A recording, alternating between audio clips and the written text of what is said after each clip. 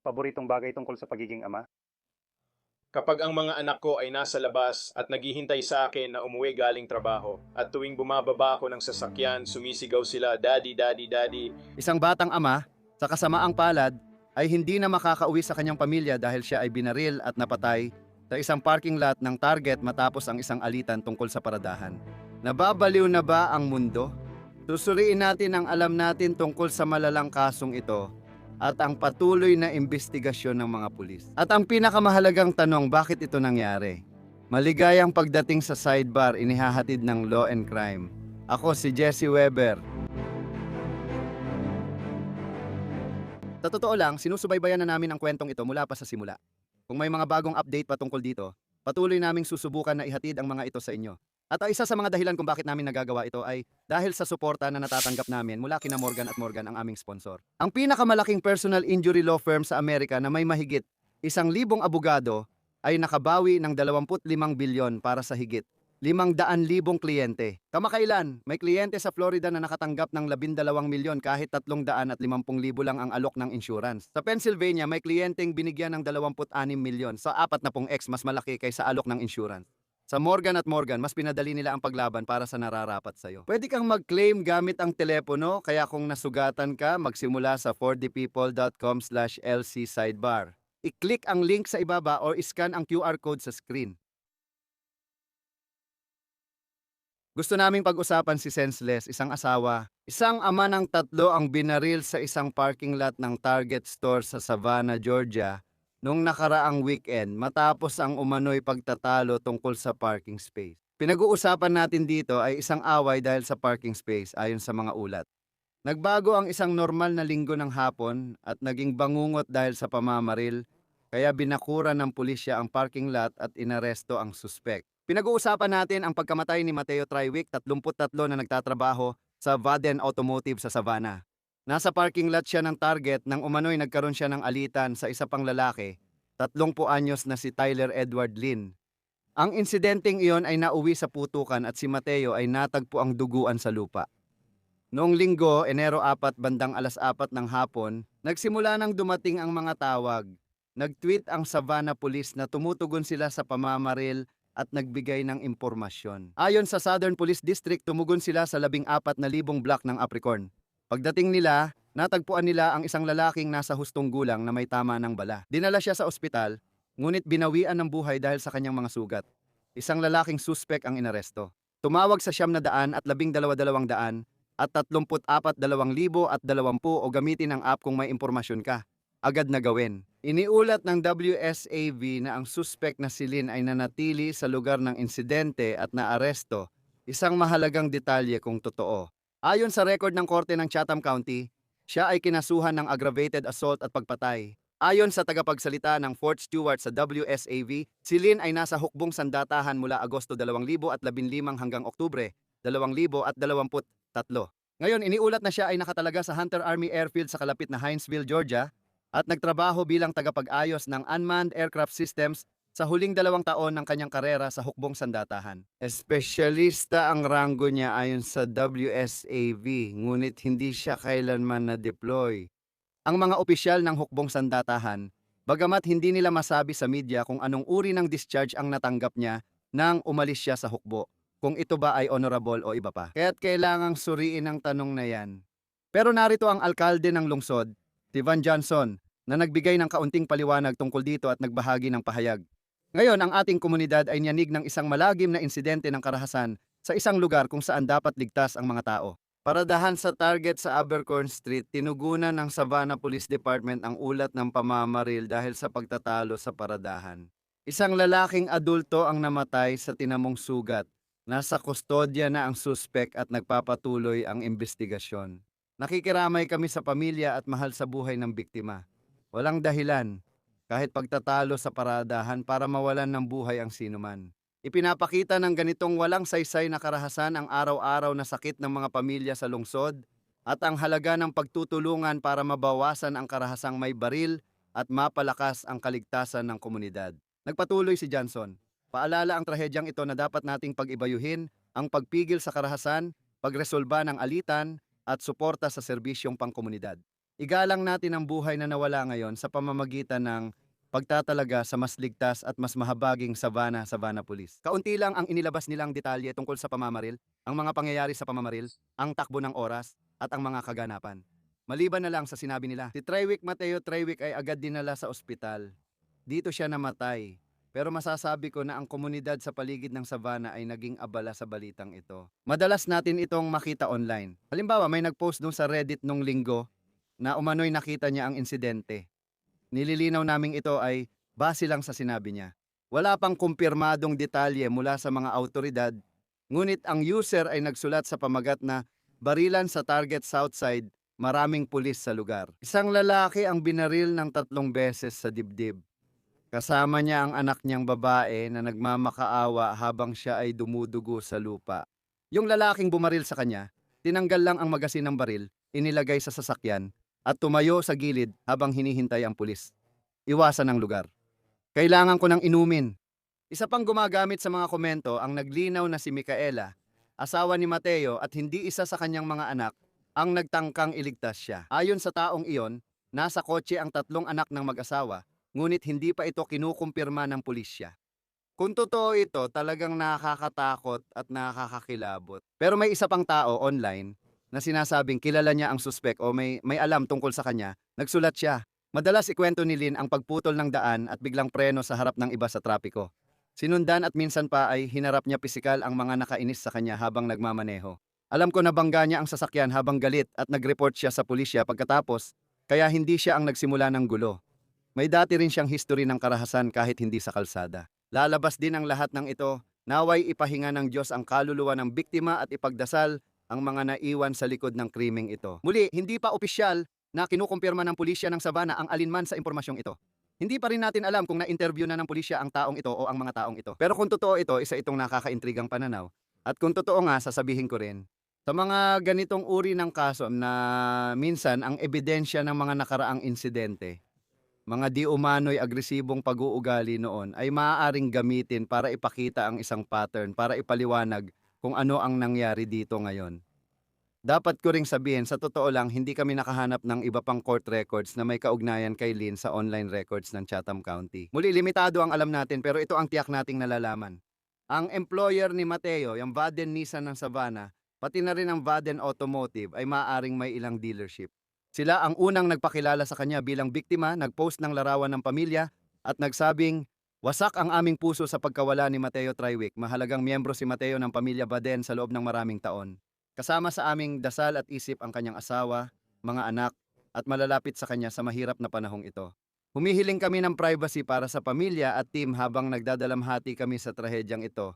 At nitong araw ng mga ama, Vaden Automotive." Nagpost na sila ng video ni Mateo na nagsasalita tungkol sa kanyang 3 anak. Tingnan ninyo, ano nga ba talaga ang gusto ng isang ama tuwing araw ng mga ama? Katahimikan at kapayapaan. Paboritong bagay tungkol sa pagiging ama? Kapag ang mga anak ko naghihintay sa labas at hinihintay akong makauwi galing trabaho at tuwing bumababa ako ng sasakyan sumisigaw sila, "Daddy, Daddy, Daddy." Meron akong anak na 2 buwan, 2 taon at 4 na taong gulang. Nakakalungkot talaga. Oo, inosente si Lynn hanggat mapatunayang may sala at may pagkakataon siyang ipagtanggol ang sarili. Pero sa huli, kung totoo ang ulat na ito, talagang walang saysay ito. Hindi naman kailangang mangyari ito ayon sa post ng negosyo tungkol sa video na ito. Mula sa paggabay sa customer at mga bata, si Matt Triwick ay nagdadala ng puso at karunungan sa lahat ng ginagawa niya. Ngayong araw ng mga ama, pinararangalan namin siya bilang isang mapagmalaking ama at mahalagang bahagi ng team.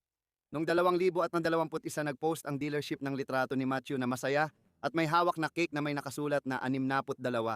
Ipinagmamalaki namin ang sales professional naming si Matthew Triwick sa pag-abot at lampas sa target ngayong Hunyo at pagbenta ng 62 sasakyan. Binabati namin si Matthew, kaibigan ng pamilya, na nag-set up ng GoFundMe para tulungan ang byuda niyang si Micaela at 3 anak. Mabilis umabot ng mahigit 130,000 ang nalikom na halaga hanggang Miyerkules ng umaga. Nakakamangha ito ayon sa organizer sa GoFundMe page.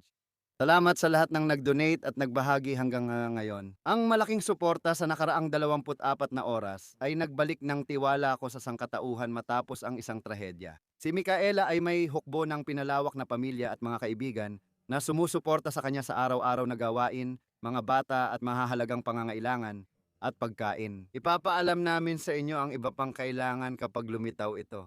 Kaya sa ngayon, hindi pa malinaw kung magkakilala na sina Lynn at Mateo o kung nagkaroon sila ng anumang uri ng interaksyon bago ang pagtatalo. O tila ba ang pagtatalong ito tungkol sa paradahan?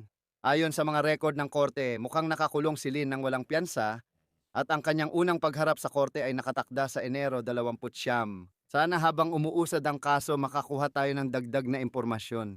Gusto ko ring talakayin ito ngayon mula sa ibang pananaw at subukang intindihin. Kung posible man yon, hayaan ninyong isama ko sa usapan ang forensic psychiatrist na si Dr. Daniel Weber. Doc, maraming salamat sa oras mo. Hindi ko masasabi ngayon na ito ang unang beses na nakita natin ang ganitong pangyayari. Ibig kong sabihin siguro, pinakakilala, natalakay ko na ito sa Prime Crime at siguro ginawa rin namin ito sa sidebar. May kaso nun ni Michael Drake sa Florida. May mga alitan tungkol sa mga paradahan, mga parking space. Palaging may mga alitan sa mga convenience store at sinehan, parang ganon. Hindi natin alam ang buong pangyayari at mga detalye nito. Pero bakit nga ba? Sa pangkalahatan, bakit natin nakikitang nagkakaroon ng pisikal na alitan ang mga hindi magkakakilala sa mga lugar na ito? Yeah, ito ay talagang isang kilos ng reaktibong aggression. Malinaw na ito ay konektado sa galit, posibleng kakulangan sa kognitibong control at regulation ng emotion. At talaga, ang pinakapunto nito ay ang pakiramdam mong naapi ka or hindi ka nire-respeto. Ito ay isang bagay na palagi nating nakikita, gaya ng sinabi mo, pero may ilang tao na sobra-sobra ang nagiging reaction. At kapag nagagalit ang mga tao, lumiliit ang kanilang pananaw, nawawala ang kakayahan nilang maghanap ng solusyon, umatras, magbago ng interpretation, at umatras muna. And kapag may presensya ng baril, mas mataas ang posibilidad na ang mga ganitong pagtatalo ay maging nakamamatay. Kaya meron kang sitwasyon, ang individual at ang presensya ng baril na talagang bumubuo ng perpektong bagyo. Napapansin mo ba na mas dumami ang ganitong insidente nitong nakaraang 10 taon? Sa tingin mo ba mas mainitin ang ulo ng mga tao ngayon? Sa tingin mo ba may dapat tayong pag-isipan? Oo, tingin ko mas mainitin ang ulo ng mga tao ngayon. May tinatawag ding hostile attribution bias kung saan kapag hindi malinaw ang sitwasyon, agad nagkakaroon ng masamang hinala ang tao. Kadalasan, iniisip nilang inaatake o pinupuntirya sila kaya mas mabilis na rin mawala ang pasensya ng mga tao ngayon. Sabihin natin ginawa niya ito sa 1 minuto. Kung mag-i-interview ka ng isang tao na sangkot umano sa isang pisikal na alitan na ganito, isang marahas na alitan na ganito, naalala pa ba nila kung ano ang nangyari? O nagbablangko na lang ang kanilang isipan dahil sa trauma ng pangyayaring yon? Dahil sa bilis ng mga ganitong pangyayari? Paano sila nag-aalala? Lagi mong naiisip ito lalo na sa mga ganitong kaso at maaga pa lang naman. Pero kung may magsasabing depensa lang nila ang ginawa nila, o kung may magpapaliwanag ng kanilang panig, naaalala ba talaga nila ng tama ang nangyari? Madalas, hindi nila naaalala. Kapag umaapaw na ang mga hormone at neurotransmitter adrenaline, hindi na nila naaalala ng tama ang situation. Pero kapag nakikipag-usap ako sa isang tao na ganito, ang gusto kong malaman ay kung may naunang relasyon ba sa pagitan ng sinasabing salarin at ng biktima.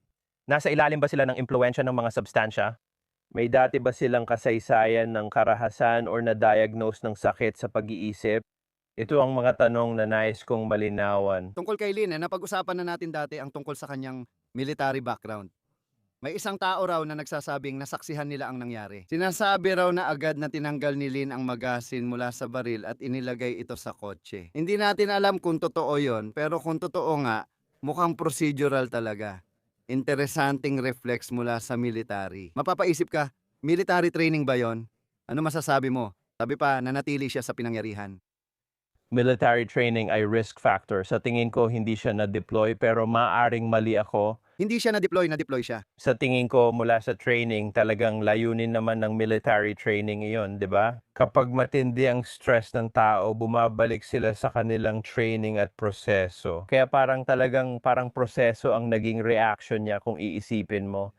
At sigurado, isa yan sa mga risk factor. Kung mabibigyan ka ng pagkakataon na makapanayam siya, ano ang gusto mong malaman tungkol sa kanyang nakaraan? Ano ang gusto mong malaman tungkol sa kanyang military training at ang panahon niya sa militar? Kaya malinaw na alam natin na hindi siya na-deploy. Gusto kong malaman kung ano ang specialty niya sa militar. Nagkaroon ba siya ng mga problema nung basic training? May kasaysayan ba siya ng combat stress or dating alitan sa training? May mga issue ba siya sa pagsunod o autoridad? Lahat ito ang aking itatanong. At para maging malinaw sa isang bagay, yung mga nagsilbi o mga veterano, hindi ibig sabihin na gagawa sila ng mga ganitong bagay. Inosente pa rin siya hanggat na di napapatunayan ang sala. Pero may nakita ka na bang pagkakataon na ang mga nagsilbi sa militar o mga veterano ay nasa kung anong paraan ay nasangkot sila sa mararahas na alitan? Alam mo na kung paano sila parang iba ring nasasangkot sa marahas na alitan. Hindi mo pwedeng sabihin na isang bahagi lang ng populasyon, pero sila ay, alam mo na, bahagi ito ng usapan dito. Ang kanyang pinagmulan, ito ay iniuulat dahil sa isang partikular na dahilan. Nakakakita ka ba ng mga taong may ganong pinagmulan? Nakakatanggap ba sila? Naranasan na ba nila ang marahas na mga insidente sa publiko at sa kanilang pang-araw-araw na buhay? O, nakikita ko. Malawak ang karanasan ko sa administrasyon para sa mga veterano at aktibong miyembro ng serbisyo, lalo na sa mga na-deploy, na-expose sa labanan at sumailalim sa pagsasanay militar. Tiyak ang mga taong may kasaysayan ng trauma ay mas malamang na mabilis mag-react at hindi na masyadong napag-iisipan ang situation. Kaya hindi nila kasalanan yon. Dahil sa kanilang paglilingkod sa bansa at sa katotohanang inilalagay nila ang kanilang buhay sa panganib para maprotektahan ang ating kalayaan. Madalas nagkakaroon sila ng post-traumatic stress na nagdudulot sa kanilang kumilos agad sa ganitong sitwasyon ng hindi pinag-iisipan. Alam mo, iniulat na ang mga anak ni Mateo na mukhang bata pa ay maaring naroon nung naganap ang pamamaril. Ngayon, hindi pa malinaw ang nakita o narinig nila, pero kung naroon sila at nasaksihan ito, maaalala ba nila ang nangyari? Ano ang alam natin sa epekto ng karahasan sa batang ganon kabata? Ano ang epekto ng karahasan sa batang nawalan ng ama? Ano ang dapat nating pag-isipan tungkol dito? Talagang nakadepende ito sa edad ng bata at sa kung ano ang kanilang nakita. Alam mo, nasa loob ba sila ng kotse nang mangyari iyon? Nasa kabilang bahagi ba sila? Nakita ba nila talaga ang kanyang pagkamatay at pagkakabaril? Henetikong salik at naunang karanasan. Kadalasan, matatag ang mga bata at nakakayanan nila, ngunit ang ganitong sitwasyon ay nagdudulot ng mas mataas na panganib ng matinding stress o post-traumatic stress disorder. Paano usad ang pamilyang ito? Alam mo, ang trauma at pagdadalamhati ay proseso, hindi ito parang switch na madaling buksan o patayin. Hindi ka na rin babalik sa tinatawag na normal. Isa na itong bagong normal at sa tingin ko, kailangan nilang harapin ito araw-araw, minsan oras-oras pa nga. Sa palagay mo ba, magkakaroon? Maaga pa at binubuo pa ang detalye. Sa tingin mo ba isasama ang mental health evaluation sa legal na kaso? Oo, sigurado ako, malamang may mental health evaluation. Maaaring gamitin ito bilang depensa kung papayagan siya ng plea at tiyak na isasama sa kaso ang mental health evaluation. Paano ito gumagana? Magpapasuri ba ng mental health ang depensa? Tapos aatrasan ito ng mga eksperto ng prosekusyon. Kausapin mo ako tungkol sa kung paano minsan nangyayari iyan sa mga kasong tulad nito. Kaya naniniwala ako na pwedeng hilingin ito ng depensa, sa totoo lang pwede rin itong hilingin ng hukom. At sa tingin ko, alam mo, sa simula pa lang kung paano nangyayari ito, sa palagay ko ay magiging bahagi ng depensa ang mental health o kalusugan ng pag-iisip. Pero para malinaw, ang ibig kong sabihin, kung nanatili siya sa lugar ng pangyayari, parang inaamin niya ang nangyari at na may nagawa siyang mali. Ibig kong sabihin tama. Isa pang paraan tingnan ito ay kung may hinaharap kang sitwasyon. Hindi ko sinasabi na may kinalaman dito ang pagiging baliw. Pero pinag-uusapan nila, alam mo, isang malinaw na halimbawa.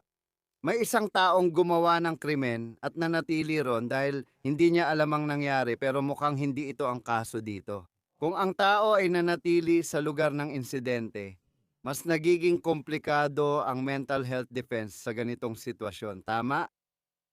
Well, nakadepende lahat yan kung paano mo ikukwento, di ba? Kung nandun siya sa lugar ng pangyayari, pwede mong isipin na, parang inaamin niya ang kasalanan niya.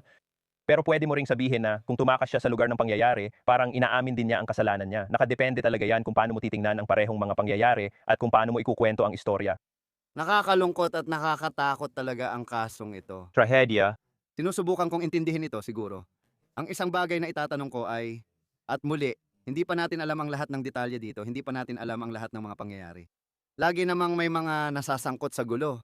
Alam natin ang fight or flight, di ba? Ano ang maire-recommenda mo sa mga tao? Mahirap talagang balikan at tukuyin kung paano dapat tumugon ang isang tao lalo na't puno ng emosyon. Kung may alitan, may payo ka ba sa mga pasyente? May payo ka ba sa mga tao kung ano ang dapat nilang gawin? Kung mapunta sila sa isang sitwasyon na posibleng mauwi sa marahas na alitan. Oh, sabihin na lang natin isang alitan na pwedeng lumala at maging pisikal na karahasan. Ano ang mairerekomenda mo? Malinaw na mainit na isyung pampolitika ang mga baril pero hindi ko ito tinitingnan sa politika kundi bilang usaping pampublikong kalusugan.